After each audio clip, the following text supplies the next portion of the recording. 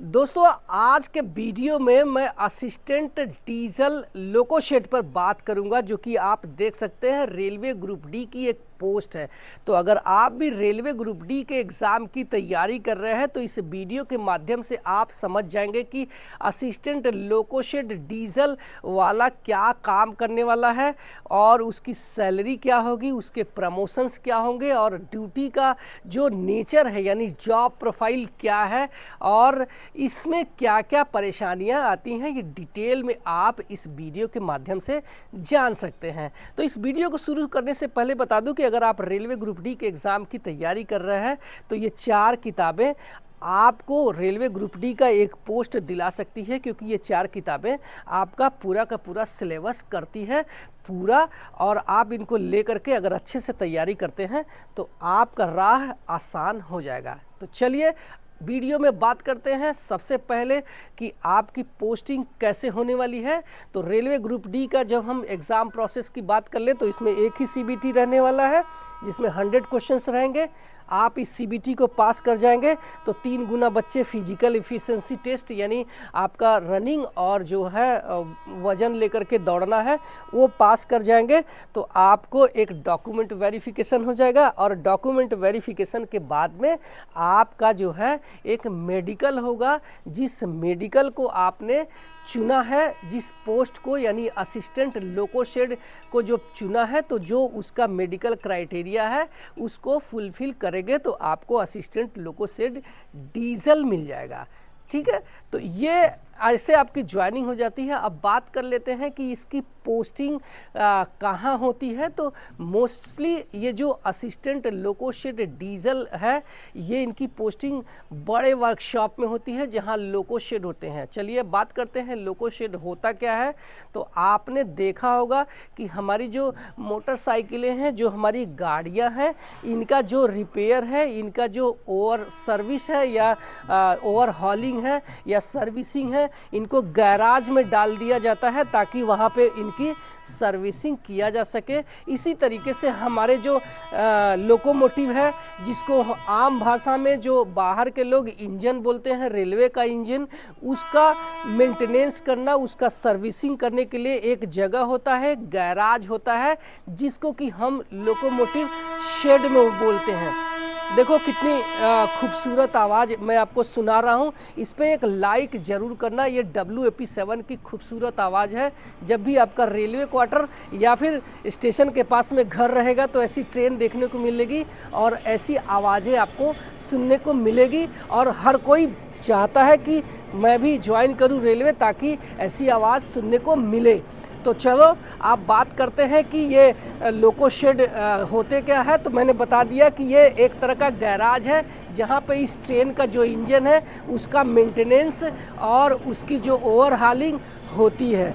तो ये मेंटेनेंस कब कब होता है उसका पूरा डिटेल आपको स्टार्टिंग में बताया जाएगा, क्योंकि जब कोई ट्रेन अपने डेस्टिनेशन जा कर के आ जाती है तो उसके डेस्टिनेशन कंप्लीट होने के बाद ये अपने जो शेड में है आती है, वहाँ पे इसका नॉर्मली रूटीन चेकअप होता है। इसके बाद में इसका डिटेल ओवरहालिंग होता है, जिसको हम पीरियडिकली ओवरहालिंग और रूटीन ओवरहालिंग ROH वगैरह बोलते हैं। तो उसमें आपकी जो है पोस्टिंग हो जाती है। तो ये लड़कियों के लिए बहुत अच्छी जॉब है, क्योंकि इसमें नाइट ड्यूटी बिल्कुल ना के बराबर है। इसमें आपको एक लोकोमोटिव शेड मिल जाता है जहाँ पे आपकी ड्यूटी सुबह 8 बजे से लेकर नॉर्मली मतलब 4 साढ़े 4 बजे तक रहती है। और आप इस 8 घंटे के दौरान अगर एवरेज निकाला जाए तो मोस्टली 4 से 5 घंटे ही ड्यूटी रहती है। बाकी समय में आप अपना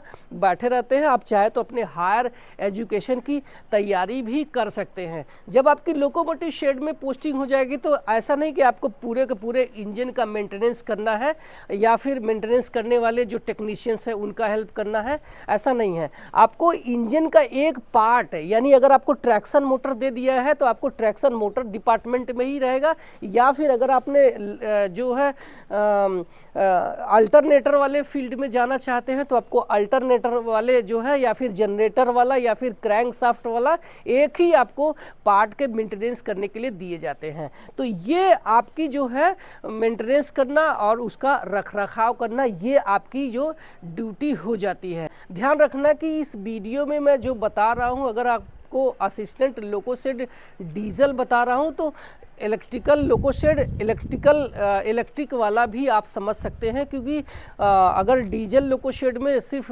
डीजल लोकोमोटिव शेड का मेंटेनेंस होता है, वहीं असिस्टेंट लोकोशेड इलेक्ट्रिकल वाले में इलेक्ट्रिक लोकोशेड का मेंटेनेंस होता है। बाकी जॉब प्रोफाइल और सैलरी सबका समान होता है। तो बात करते हैं, आप अगर ज्वाइन कर लेते हैं तो आपकी जो ट्रेनिंग है क्या होगी। तो ट्रेनिंग कुछ भी नहीं होती है, इसमें आपको वहीं वर्कशॉप में वहाँ के जो जूनियर इंजीनियर या फिर टेक्नीशियंस आपको सिखा देंगे कि आपको करना क्या है। बेसिकली आपका काम सिर्फ एक हेल्पर का है, जो कि आपको असिस्ट करना है टेक्नीशियंस का और जेई का। अब बात करते हैं कि आपको जो सैलरी है वो कितना मिलने वाला है। तो अभी जो आपकी स्टार्टिंग सैलरी मिलेगी ये 30,000 रुपये पर मंथ मिलेगी, लेकिन 8वां वेतन आयोग लागू हो चुका है। आपको बता दूं कि रेलवे में जो है या फिर हर एक डिपार्टमेंट में एम्प्लाई डिमांड करते हैं कि भाई महंगाई इतनी बढ़ गई है तो हमें सरकार हमारा जो वेतन आयोग है लागू करो। उस वेतन आयोग लागू करने पर